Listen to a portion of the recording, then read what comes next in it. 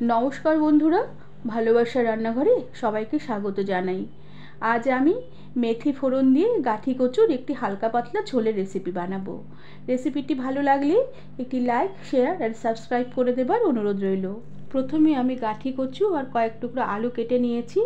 এবার আমি এই কচুর মধ্যে সামান্য একটু নুনের ছিটে দিয়ে বেশ ভালো করে কিছুক্ষণ মাখিয়ে রেখে দেব।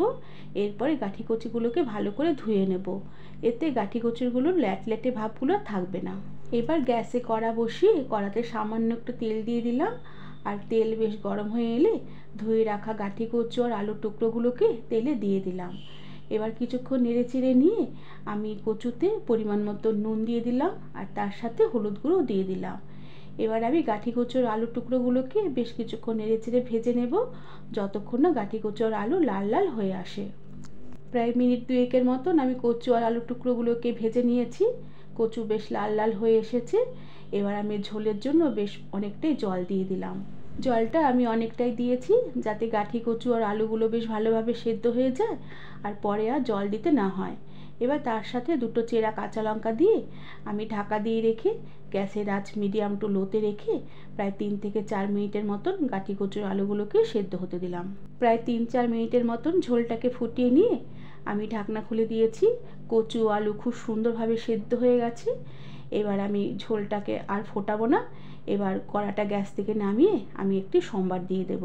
আর একটি পরিষ্কার করা গ্যাসে বসিয়ে দিলাম আর তাতে আবারও সামান্য একটু তেল দিয়ে দিলাম। এবার এতে আমি বেশ খানিকটা জিরে দিয়ে দিলাম আর জিরাগুলোকে বেশ লাল করে ভেজে নিয়ে আমি জিরাগুলোকে তুলে রেখে দেব। আর এরপরে জিরাগুলোকে গুঁড়ো করে আমি ঝোলে দেব। এর জন্য জিরেগুলোকে তেল ছেঁকে বেশ ভালো করে কড়া থেকে আমি উঠিয়ে রেখে দিলাম। এরপরে তেলে দুটো শুকনো লঙ্কা ফোড়ন দিলাম আর লঙ্কাগুলোকে তেলে একটু নেড়ে চেড়ে নিয়ে আমি তার সাথে সামান্য একটু মেথি ফোড়ন দিলাম। মেথি বেশি দেওয়া যাবে না, বেশি দিলে তেতো লাগবে। মেথি ফোড়নের সুন্দর একটা গন্ধ বেরোলে আমি ঝোল সমেত কচু আর আলু কড়াতে সম্বার দিয়ে দিলাম। আর কিছুক্ষণ বেশ ভালোভাবে মিশিয়ে নিয়ে আমি শেষে ভেজে রাখা জিরের গুঁড়োগুলোকে দিয়ে দিলাম। বন্ধুরা, তোমরা এই প্রচণ্ড গরমে মেথি ফোড়ন দিয়ে এই গাঠি কচুর হালকা পাতলা ঝোলের রেসিপিটি বাড়িতে বানিয়ে দেখো। ভাতের সাথে খেতে দুর্দান্ত লাগবে। আর এই রেসিপিটি খেলে গরমে বেশ শরীর ঠান্ডাও হবে আর পেটও ঠান্ডা হবে। এরপর আমি গ্যাসের আঁচ বন্ধ করে দিলাম আর ঢাকা দিয়ে রেখে প্রায় মিনিট খানিকের মতন স্ট্যান্ডিং টাইমে রেখে আমি ঢাকনা খুলে দিলাম।